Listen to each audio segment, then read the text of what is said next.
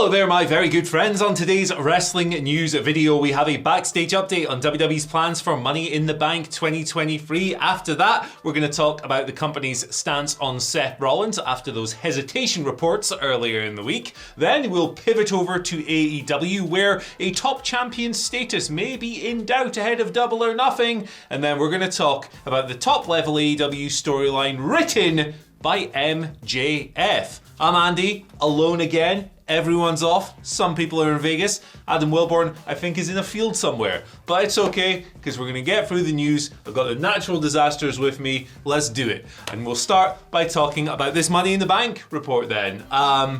It's coming from Worked Wrestling, and it's about Dominic Mysterio, who is apparently being considered for the men's ladder match. I'll read the tweet. Another name rumoured for this year's Money in the Bank match is Dominic Mysterio. Many backstage are high on him and how he has grown as a performer over the last year. And it was reported earlier this month, I think it was from Boozer Wrestling, that these names were rumoured as well, or were in consideration for the men's ladder match. Damian Priest, LA Knight, Bobby Lashley, Matt Riddle, Cody Rhodes, Gunther, Finn Balor, Chad Gable, Edge.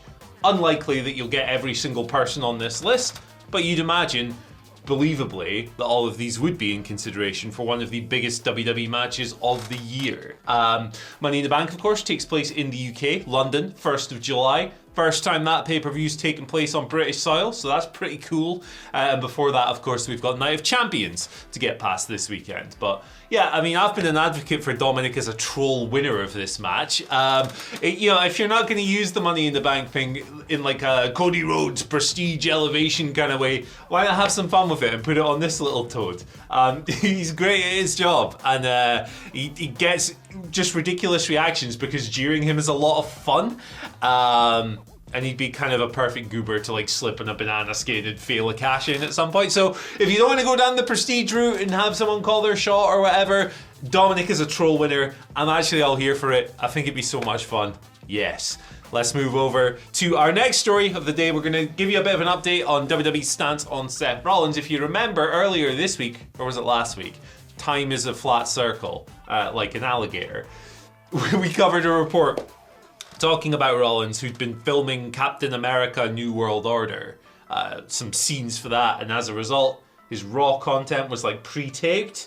The report from Worked Wrestling again stated, while many backstage are very happy for him, there is hesitancy when it comes to putting the new title on him should these roles continue. WWE higher-ups have now denied this. In fact, they've kind of shot all over it. Fightful Select publishing a new report. I'll just read the quote from a WWE higher-up because I think it speaks for itself. I'm not saying who is going to win this weekend. Of course, Seth, AJ, World Heavyweight title. But the idea that this is anything but a positive is an unrealistic way of thinking. I can't speak to how those in charge a year ago would have felt, but now it's seen as a positive, particularly with Endeavour aboard. It wasn't a surprise. Rollins is an exceptional talent, and we expect these opportunities to come his way. We were made aware that the situation was happening, and he's already done filming. We had planned out the sit-down interviews to make up for his absence, and it's full speed ahead. So, a denial that any kind of acting thing will get in the way of Seth's push in WWE, which I think was always the likeliest outcome coming out of this. I think I said at the time that probably Worked Wrestling source or sources there are probably a bit grumpy about something or whatever. It's not the outlet's fault. Sometimes you just get this stuff coming your way. But either way, I think Rollins would be a really good candidate to beat AJ this weekend. AJ would be fun as well, but Rollins he understands how this company works better than most people. This is a guy who's just made himself so silly with this gimmick, and yet credible at the same time because the match quality is very high, obviously, and he's really over. He can lose 700 matches in a row and still get some of the best reactions in the company, which is to his credit. But now maybe it's time for him to win because he's been such an important player for such a long time. I think it'd be fun. I think it would be fun. Let's move over to AEW real quick and talk about Jamie Hayter.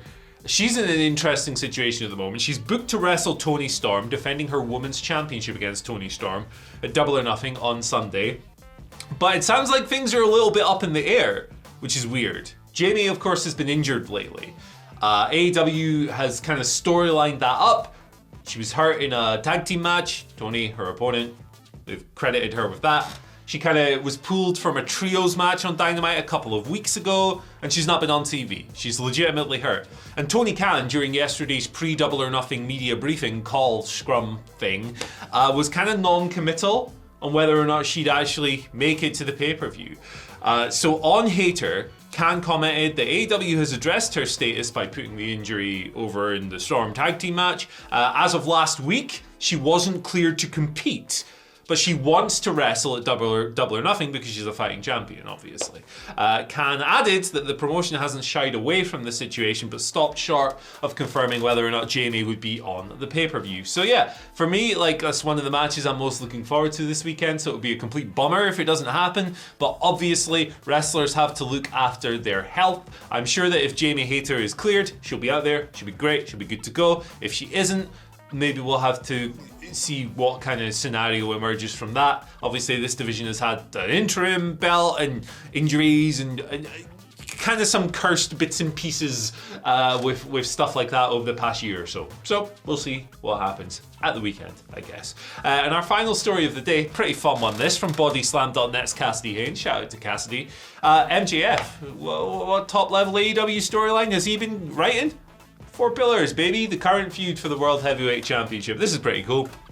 Cassidy Haynes here dropping the scoop ski. MJF is the creative person responsible for writing the entire 4 Pillars World Championship program, which is very interesting indeed. It's probably going to be the main event of Double or Nothing. Of course, MJF defending the world title against Sammy Guevara, Darby Allin, and Jungle Boy Jack Perry.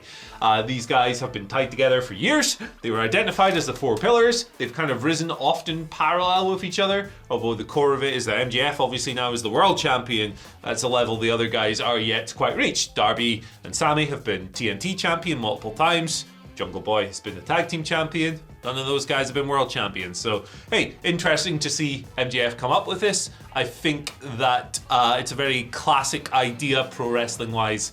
Careers following each other in tandem with one another. It's pretty cool, and it's good to hear of just a wrestler at a high level in a company being able to take their ideas and get them all to television. Be interesting to learn how much of the version that has made it to TV is in MJF's vision, but hey, it's cool nonetheless, and I like it when the creative power or the creative input is spread out a little bit. I think that's good for everyone. Unless it's like someone who doesn't have a brain like Ryback or whatever. Anyway, let's move on to today's Twitter questions. YouTube community questions, I should say. And you know what we do on a Friday? We get a bit silly. Even when Wilborn's not here, the eel's here, it's fine. We'll be okay. 5 of them today because I'm a psychopath. JM Rim 2000 has been on saying, "Morning legend, it's going to be a warm weekend. What is your go-to barbecue food and ice cream / ice lolly combinations?" Barbecue, straight meat. I'm not one of these freaks.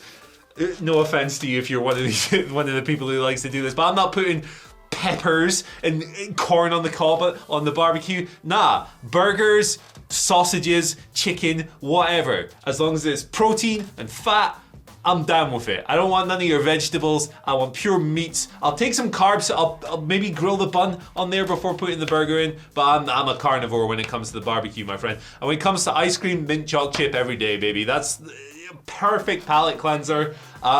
Sometimes a sorbet on a particularly hot day, but I'm a mint choc guy. Ice lolly, feast. If you're in the UK, you know about the feast. Beetlehawk. Interesting names today. Shout outs to Beetlehawk has been in. With the 4 Pillars coming up at Double or Nothing, who are the 4 pillars of WhatCulture animals? That's easy. The laughing cow, the flat, the eel, obviously, and Adam Wilborn. There you go, 4 pillars. Andy, Brian's been on. Who is your favorite New York hardcore band and why? Could give you a really deep, like, interesting answer. I could sit here and say Sub-Zero or like Crown of Thorns or something like that. I got a boring answer, but it's my answer, and it's Madball. Come on, they wrote Set It Off, they wrote New York City, they wrote Can't Stop, Won't Stop. Freddy's the best. It's Madball, baby. I can't go any other way. I love loads of bands from New York, of course, because you understand my music taste, but Madball is the best, man. Another one here from Betley Island 36. What is the eel's go-to fast food order? Jelly. And our final question today comes from Zeno Dundee, who says, "Morning ginger daddy, to be bald, brilliant, and Aberdonian." I don't know.